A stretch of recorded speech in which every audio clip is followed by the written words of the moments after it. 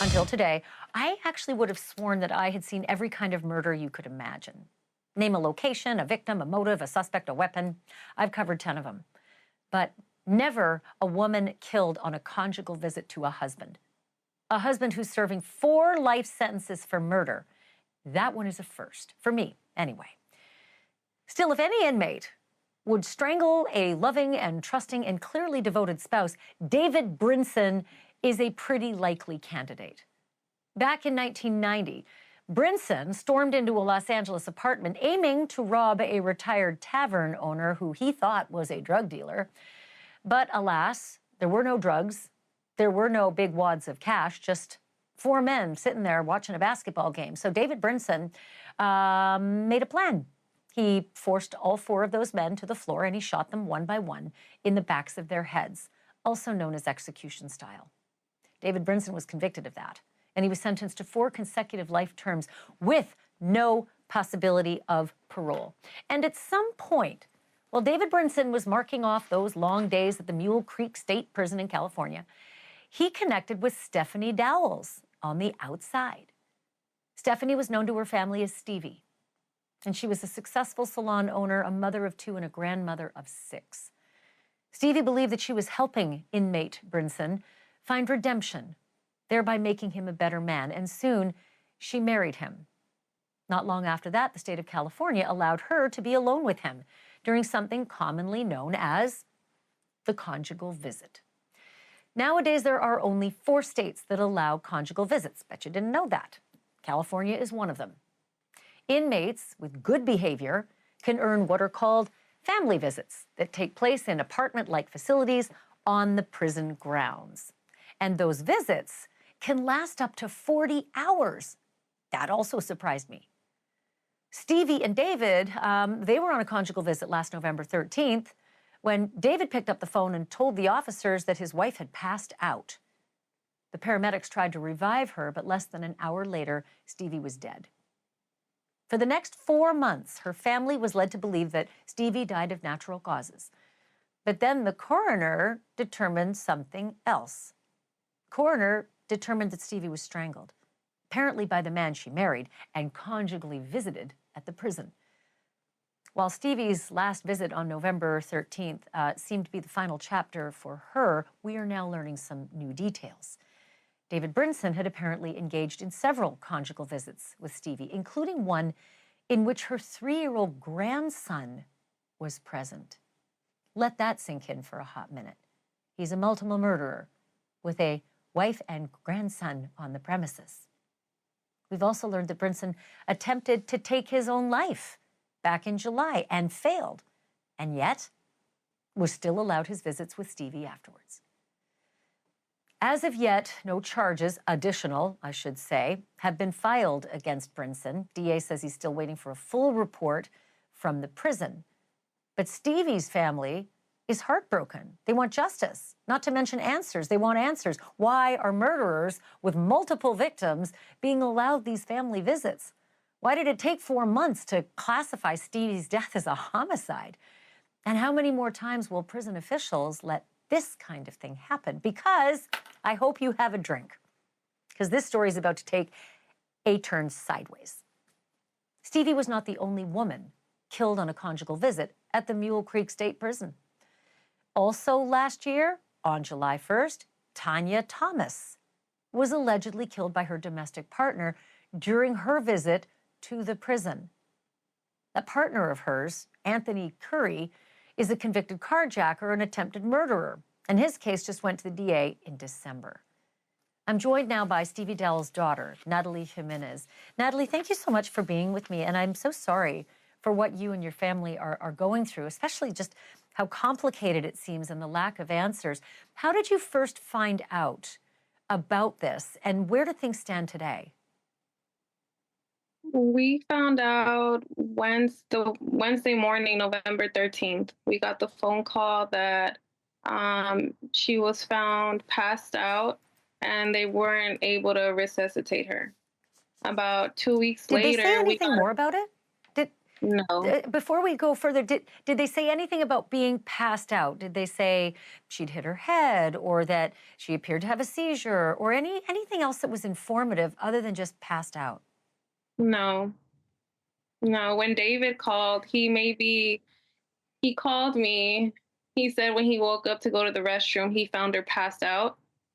When he went to the restroom and came back, he found her passed out. But it's like, how did you not see her passed out before you went to the restroom? Um I also asked, what time did she go to sleep? He gave me about 3 different times. Every time I asked him to repeat the story to me, he probably changed it about 4 to 5 times. So So, what happened? Like, why did it take 4 months for them to finally come up with strangulation? I mean, 4 months seems an awfully long time to come up with something other than passed out, something as serious as strangulation. And 4 months seems a long time to let you and your family know that. it is. It is. 4 months. I honestly think they were trying to sweep it under. It was a little short after. We had help from a forensic person, and when he seen the body, he said there was evidence of abuse. So to do a private autopsy. So I really do think the prison was trying to go around it, and they found out that we were doing a private autopsy, and they just decided to tell us. But 4 months is still a lot. I think they knew sooner, and they could have told us sooner. I honestly feel like they were just trying to find a way to go around it. What did you know about David Brinson? And were you ever concerned about Stevie going inside the prison walls to spend time alone with him in an enclosed space that's unmonitored? I mean, speaking to him, it was, you wouldn't think too much of it. It seemed like he was trying to get better. He was in school. He knew I was doing treatments. I was doing chemo treatments and things like that. So he would call me, and he would do like prayers before me going to my treatments. And, you know, um, he would engage a lot. Well, try to engage a lot. A lot of the family wasn't a big fan of him just because he was in prison. Nobody really knew what he was in prison for. So, And just everything what do coming you, out, I was going to say, everything what do you coming make out. of the fact that July 1st, this had happened to Tanya Thomas? She was allegedly killed by her domestic partner. It's two of these in 1 year. What are your thoughts about that? No, I feel like they should have stopped conjugal visit when it happened to Tanya. They should have definitely stopped it. And even with David trying to commit suicide, he shouldn't have no type of visitation after that attempt. Are you and your family planning to sue the prison based on the fact that there'd been a death like this in July, and that, you know, your mom was murdered in November? Yes, definitely. We do want justice for my mom. Um, you know, Definitely for CDRC to change their policies and be more involved with the civilians instead of the inmates. Just like inmates have to check in 4 times out of the night, they should at least check on civilians 2 to 3 times a day or in the night, whatever the case is. But yes, we do plan on going after the prison after CDRC. Did Natalie ever tell you and the family about these visits and the security? Was there a panic button? Was there some means of communication for an outsider being brought into the inside to spend upwards of 40 hours fairly unmonitored? What kind of security systems were in place? Did she ever describe it? No, no security really in place. I mean, when she gets there, they take away all her personal belongings, meaning like her purse, her wallet, her cell phone. So she really just goes in there with the clothes that she brought. So you just go in there, and the only one that does a check in is the inmate. They do a check in 4 times out of the night just to make sure they're in the room. But there's nothing for the visitor who may be in a dangerous situation to communicate to guards, I need help inside this room or in this apartment. No, just the phone. Just the phone where the inmates have to check in. But And either I have to they ask should you this, definitely have. Natalie, sorry to interrupt, did your mom ever say that there were any red flags at all? I mean, she brought this 3-year-old, right? I think it was a 3-year-old on one of the visits. Did she ever feel there was any risk at all of having these visits? Yeah, that was actually my son she would take. No. And it just makes you think, like, what if he was in that visit with her this time? You know, maybe he would have hurt my son as well. It just makes you think all kinds of things, but no red flags. The 2 visits that they went on, she said, and he also said that he was grateful to, have spent time with my son. And, that was kind of a connection for him of the outside world. And he was really happy when he spent those 3-4 days with my son. Well, I am so relieved to hear that, your son is okay and that it was on a different visit. But my God, I am so sorry, Natalie, that you've lost your mom in this way. Please keep us informed about what happens next in your process. Thank you for being here tonight. Thank you.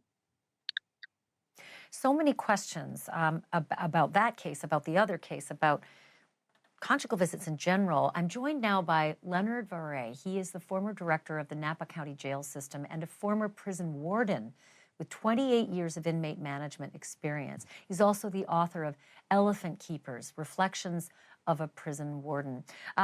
Thank you, Leonard, for being here. I wanted to get your reaction to the fact pattern that I just laid out in the interview I just conducted. Tell me your thoughts about this. So thanks for having me. And yeah, it's a real troubling situation at this facility. It's highly irregular that they have conjugal visits. It's not very common. I think I heard you say that he was suicidal. That should have been a big red flag. And just that alone, they should have not allowed him to have those kinds of visits. I keep coming back to the images that we see when we journalists go in to interview inmates. They're handcuffed and they are frequently shackled at the ankles. And that is policy. That isn't because they particularly fear that person at that moment. It is just policy. And then I think about how much freedom an inmate like this has with a family member, a grandchild even, for 40 hours straight. And this isn't computing for me. How did anybody come to the determination that this kind of one-on-one interaction would be safe when normally everyone's shackled if he or she's an inmate? Well, I think it's a policy issue, and this is a policy that they've had in the state prison system where they allow these types of visits. It's been something that in California that's been historically done. The issue that I have is just what you said. The highest risk individuals are the people that are there for murder. In this case, this gentleman was in prison for committing 4 murders. He was in there on a sentence which would have kept him behind bars for the rest of his life. He did not have a possibility of ever getting released. That makes him one of the most dangerous, highest risk individuals. You would keep that person if you had a doctor's visit or a psychiatrist visit. You would keep that person in chains. You would have him shackled, etc. But then to take that same person and then put him in a situation like this, where he's around a minor child, and he's around a civilian, and there's no cameras in those areas because it's considered an intimate family visit. I don't know if there's a panic button or an intercom where somebody could have called for assistance. Just the fact that his background is so severe, he's there after killing 4 people and serving a life sentence without the possibility of any, possibility of release. It is mind-boggling that they would think that it was safe for him to have that kind of a visit. Leonard, can I ask you this? Clearly someone came up with these policies long ago because there had to be some benefit to them. In your experience, is there a benefit to conjugal visits? Because only 4 states allow them now, and now we've seen, 2 horrifying deaths in just 1 year. Well, I can tell you that the California prison system is generally one of the more violent prisons or prison systems in the country. There's always murders, and if you just look at this particular facility, just in the last 2 years, there's been attempted murders on corrections officers. There's been murders against other inmates. This is a facility where there is a lot of violence. Now, you consider that kind of an environment, that's what these people are dealing with daily. And then you take one of those people and put him in this kind of a situation, you are not looking for good outcomes.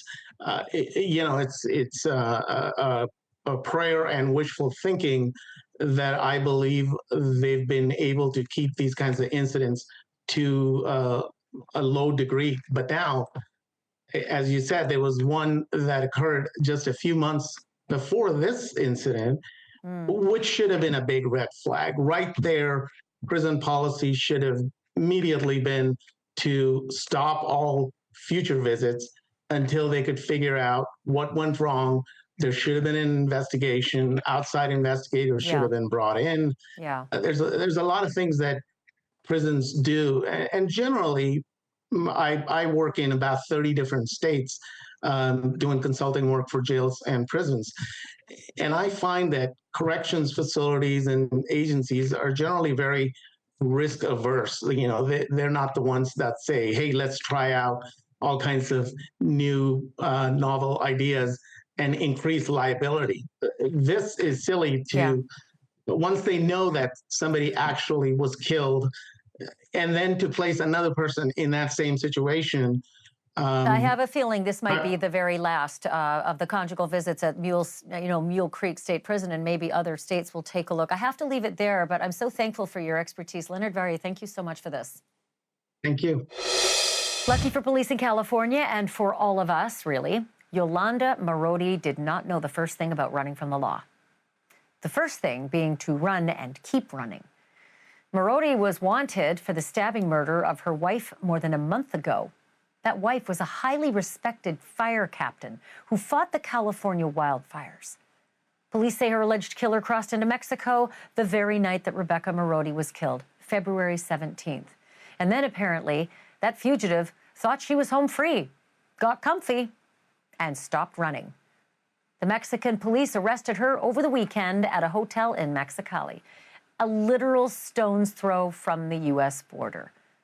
In 35 days, the fugitive ran exactly 0 miles into Mexico.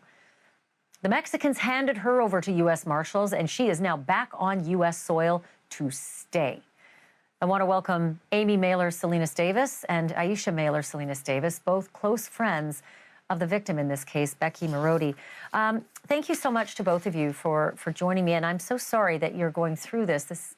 This loss has just got to be not only awful, but perplexing as well. First, the reaction about Yolanda being caught. What were your first thoughts when you heard about it this weekend? First was excitement. I think we were like, yes. But immediately there was a question of, is this real? Yeah. We were both like, we don't want to get our hopes up.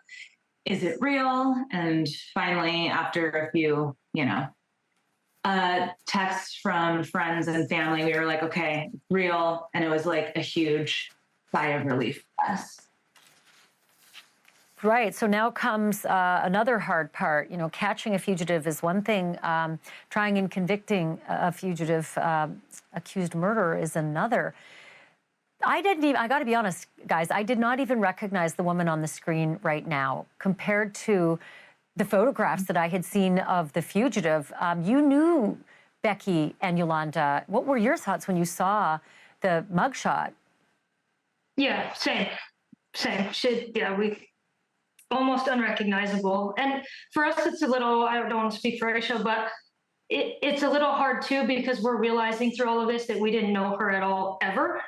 So it's a very weird kind of paradox to be in, I think. But. Yeah, it's like when you look at this mugshot of Yolanda, it's definitely not the person that a year ago you would have called your friend, because that person was not a real person.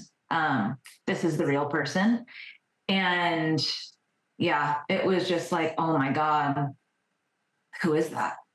Yeah, it was wild. Did you guys ever get a funny feeling? Did you ever get any red flags? I mean, you did so many things together as couples. Was there anything that ever stood out about Yolanda that, you know, looking back, might make a little more sense?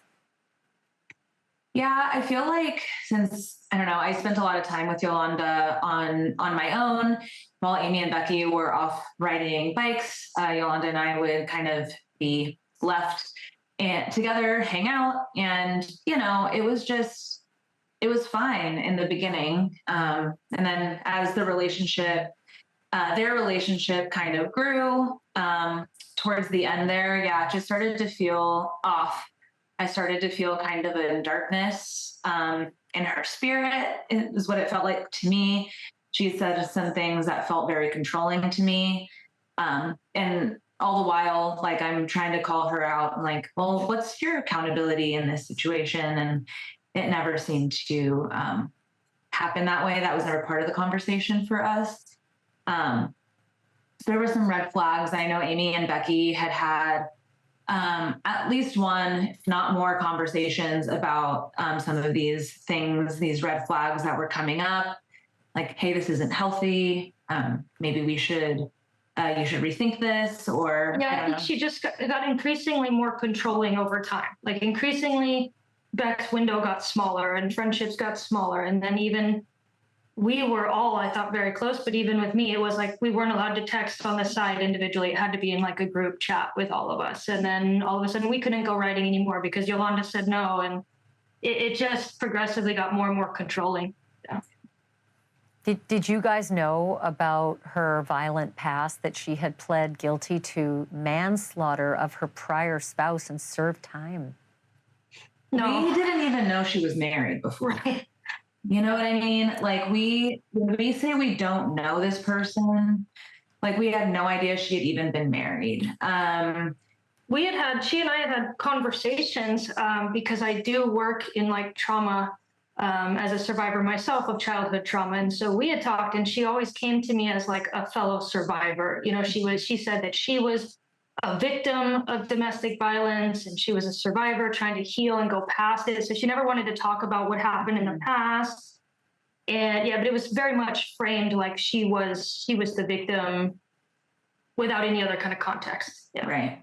Yeah. She never wanted to talk about the past. Focus on the future. Sorry. I mean, the surprises. It's enough that you're going through the loss of your friend, the shock of a friend you didn't even imagine was capable of violence like that, but then a history that you're finding out as well. We often say in this business I'm in that crime has a lot of victims that don't get talked about, and I feel like you guys are those people. So I'm really sorry for you, and I hope that you find peace, and certainly I hope you can find peace for your lost loved one. Thank you for doing this tonight. Thank you. Thank you so much. Wow, that is a hard story to cope with. Imagine just not knowing so much in your life and it comes to a head like that. It's been almost 20 years since a young American student studying abroad was thrown into an Italian jail cell and accused of murdering her roommate. Almost immediately, Amanda Knox became a household name as the internet began to dissect her every look, her every move, arguably looking for all the things that made her look guilty. And it worked. Because between the internet and the flawed Italian prosecution, Amanda was convicted of that murder, and she was jailed. And it would be another 4 years behind bars before they realized their mistake and righted that wrong.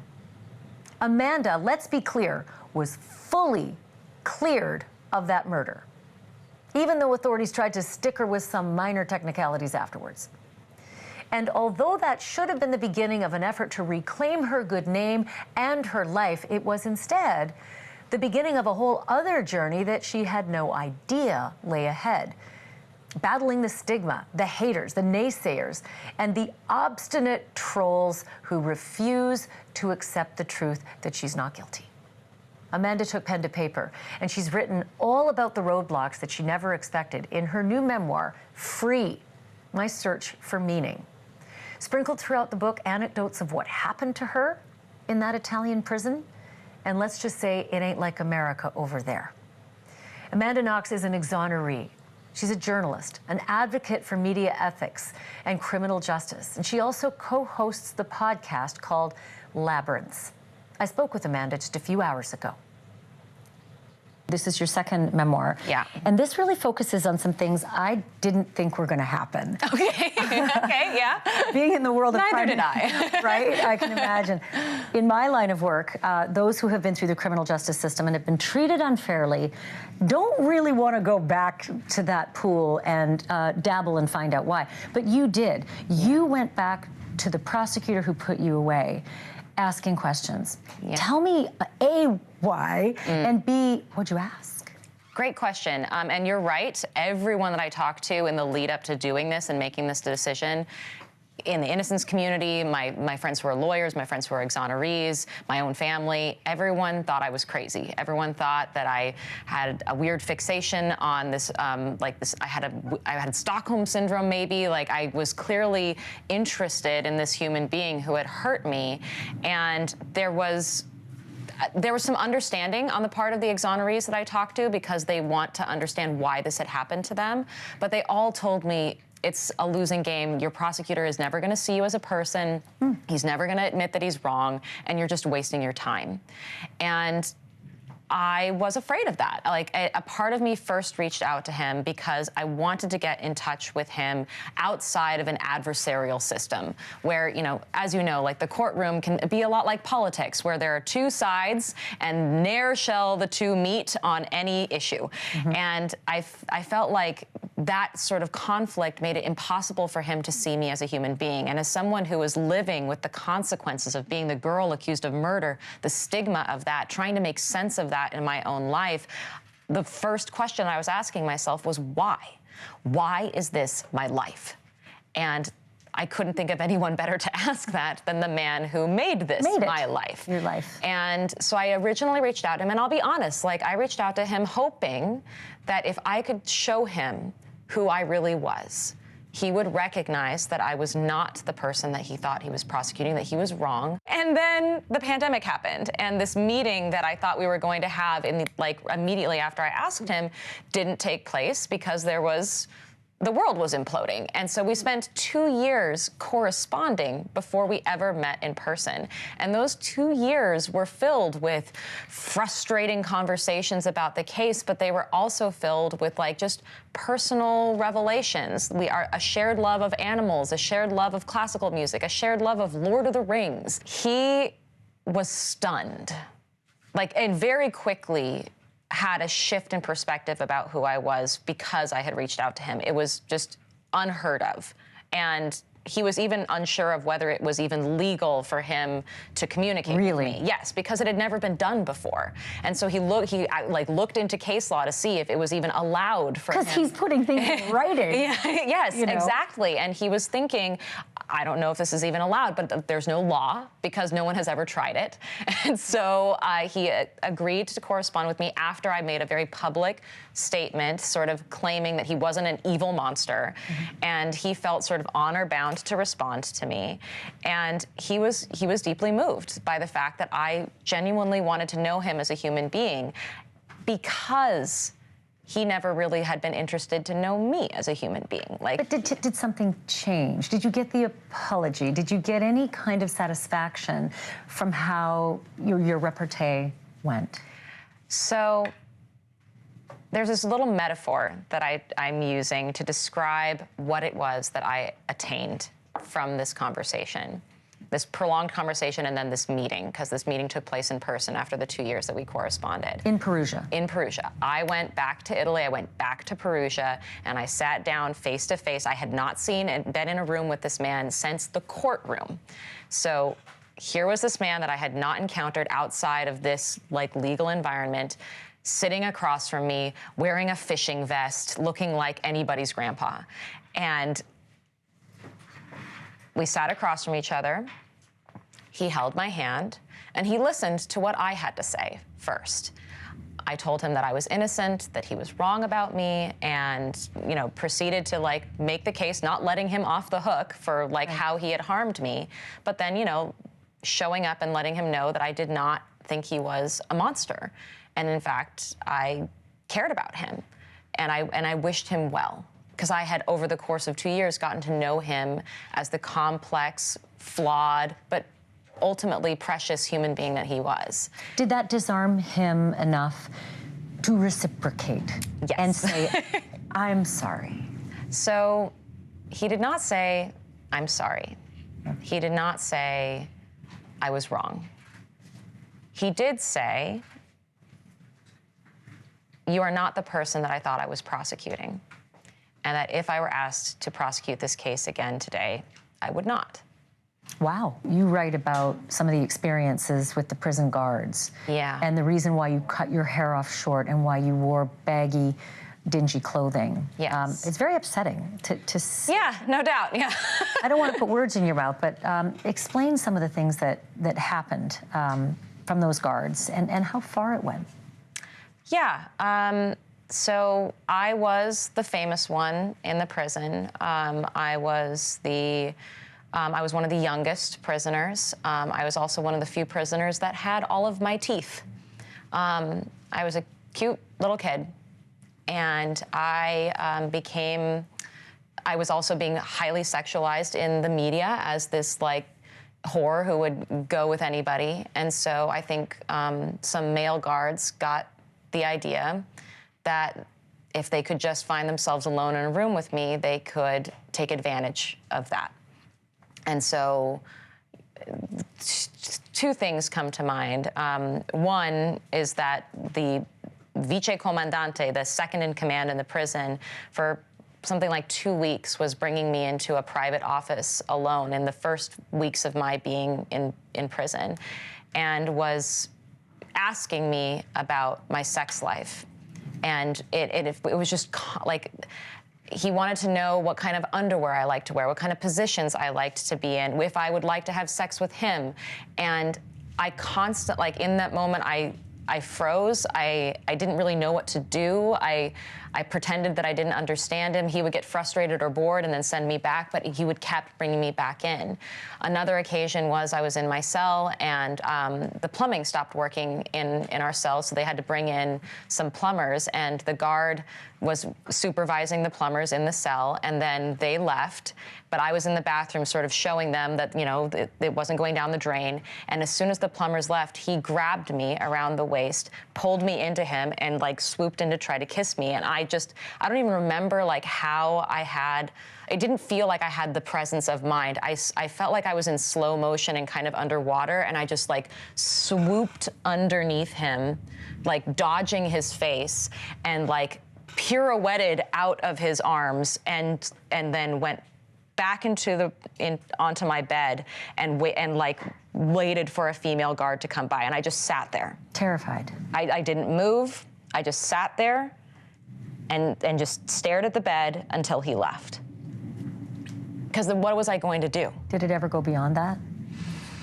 No, I mean, I was, you know, stripped naked and photographed, but that was part of my process. Yeah, that was part of the process, and I was routinely stripped naked in order to visit, like, anytime I wanted to visit my family members. So, like, this whole process of prison, I don't know if you know, is like utterly degrading. Yes, It's very dehumanizing, and you lose everything. You lose everything. Your rights, everything. Absolutely. And so, like, I had to, once I was immersed in that environment, I had to. Well, at first, I felt like I was living somebody else's life by mistake.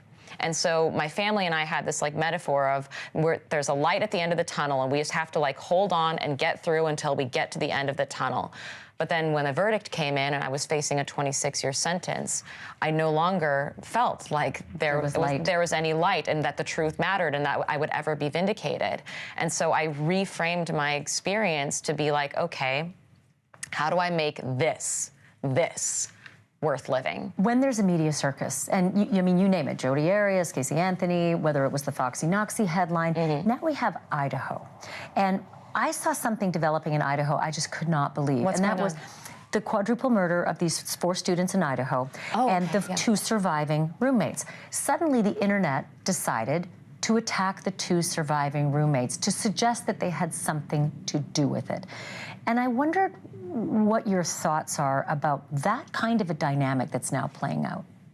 Right, that if somebody's, like, there's a sort of survivor's guilt by proxy, where if you have survived a crime, that must mean that you must be involved with it, because how otherwise might have you survived it? You know, that I find that deeply, deeply troubling, that, like, not only have they been utterly victimized by this experience, but now they're being suspected merely because they are they're in the play, they are victims of the crime. They're physically present. Like, that's insane. And it's very similar to my case where, like, I lived in that house. That's what the prosecution could prove. But they immediately latched onto this idea that it was a conspiracy, that it wasn't the break-in that it seemed, and therefore the roommate has to be involved. Do you have advice for these 2 young women who are in this world, that they're trolled endlessly? They have to go through a trial, they have to testify, and they're traumatized by the hell they've been through. Well, first of all, are they actually being accused by the Just detectives? the internet trolls. Just the internet trolls. Yeah. Okay, so as long as they, different. they don't need to lawyer up necessarily.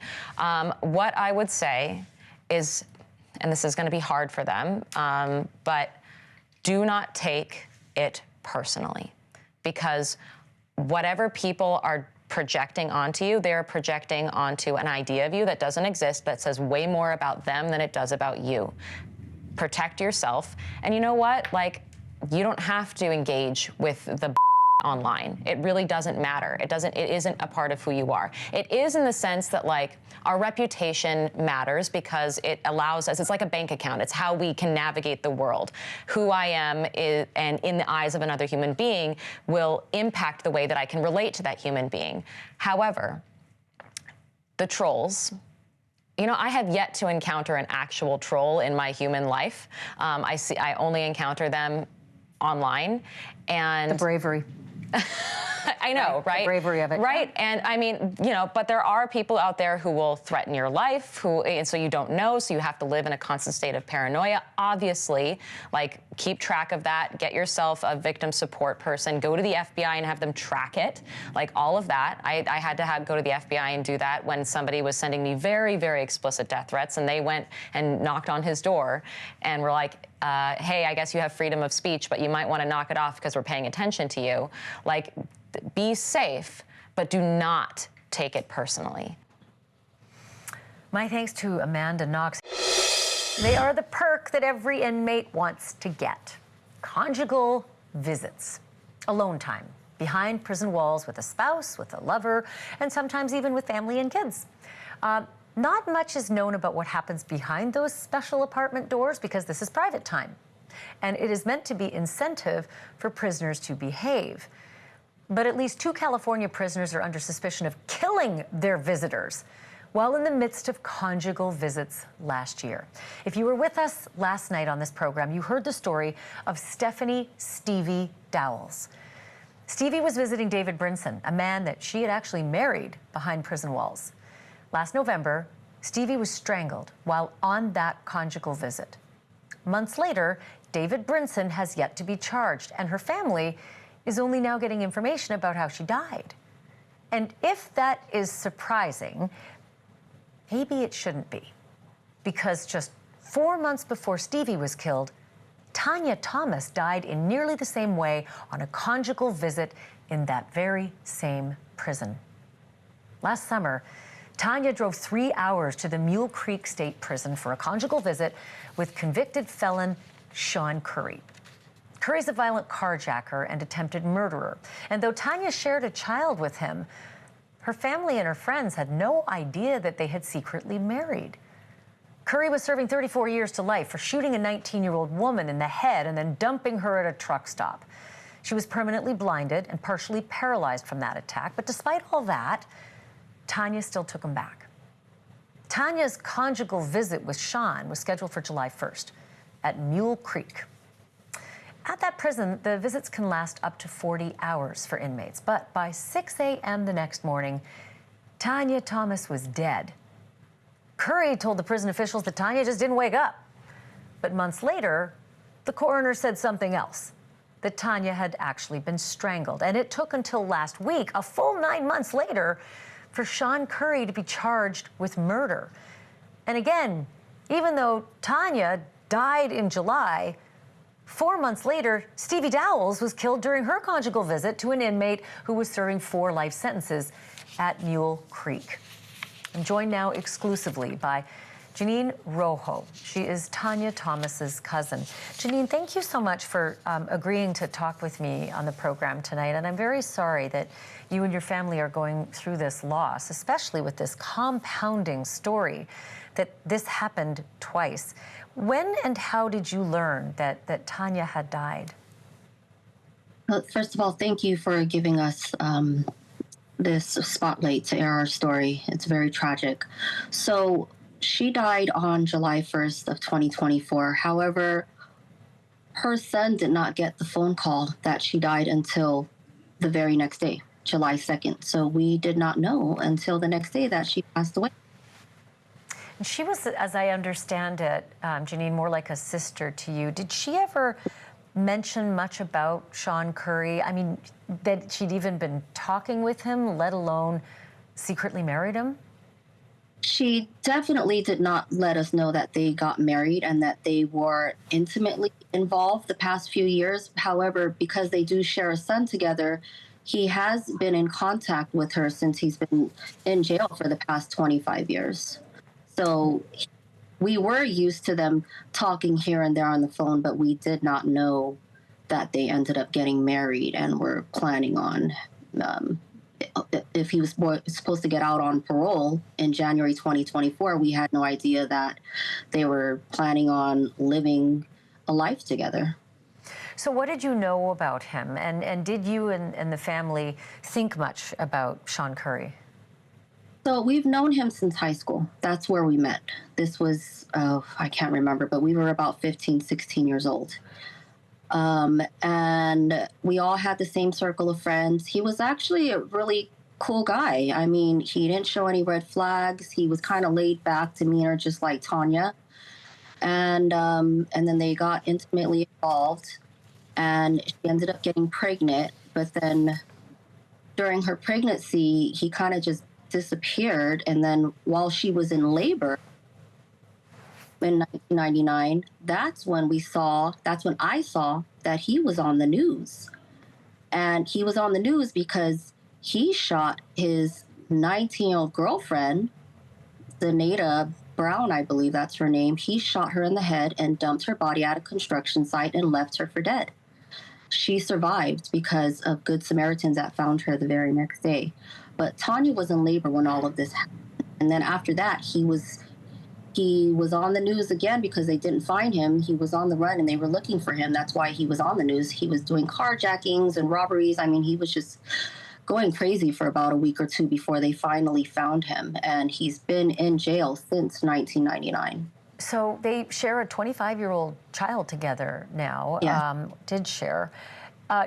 Is there some thought that Sean lied to her about having a parole hearing and maybe was dangling hope that he was going to get out, and that she may have actually set him straight on this conjugal visit, meaning I know that you don't have a parole hearing till 2027, and that maybe that sparked a conflict behind those apartment doors? So he was being truthful about the parole hearing that he had in January 2024. However, it got denied. And I heard from her best friend after she already passed away, because her best friend was the only person that she told anything to. The family was left out in the dark. Tanya didn't tell us anything because she knew we would not approve, and we were concerned for her safety as far as being in a relationship with him and him being out of jail. So the parole hearing, he got denied in January 2024, and it's my understanding that he told her to wait for him because he was up for another parole hearing in January 2025. However, Ton learned that he really was not up for parole, because if you look it up in the system, it's public information, that he had the date of 2027 for the next parole hearing. So we're not sure. We're kind of speculating at this point. We're thinking maybe she went there in July to kind of bid her farewells with him and let him know, hey, I'm not going to wait another 2-3 years for you. I've already a good 25 years, and if you're not going to get out, then I need to just move on with my life. This is what we're thinking. We may not ever find out what the reason was, but that's kind of what's... But, you know, one thing you did find out, Janine, was that 4 months later, Stevie Dowles died during a conjugal visit with a dangerous offender. What was your reaction when you heard this just 4 months after you lost your cousin? So when I found out, I heard about it on the news in November of 2024, but they didn't give a name and they did not give a cause because it's still under investigation. And I automatically knew. I said, whoever went there to visit, he killed her. And I know that's what happened. So it was a matter of time. And I was praying that I would eventually learn her name and, her family, because I want to contact them. They need to know that this same exact thing just happened in July to my cousin. And it shouldn't happen to Tanya, but it definitely should not have happened to Stevie. I mean, I agree with you there. I mean, it's just stunning to hear 2 women killed in 1 year at the same institution, both on conjugal visits. Janine Rojo, thank you so much for doing this. And again, my heart goes out to you and your family in your loss. Thank you for talking to us. Thank you very much. I appreciate this. And I do want to tell our viewers, the California Department of Corrections and Rehabilitation, we reached out to them and they gave us a statement about family visits. And let me read it for you. It says, CDCR family visits are a privilege, and incarcerated persons must apply and meet strict eligibility criteria to be approved. These visits are designed to support positive family connections and successful rehabilitation. CDCR follows established procedures regarding family visit security measures, including conducting regular counts during the visits, as well as inspections and searches when the need arises. But we did not get specific information about these 2 cases. Thanks for watching. Go to joinnn.com to find NewsNation on your screen. And don't forget to click the red subscribe button below to get more of NewsNation's fact-driven, unbiased coverage.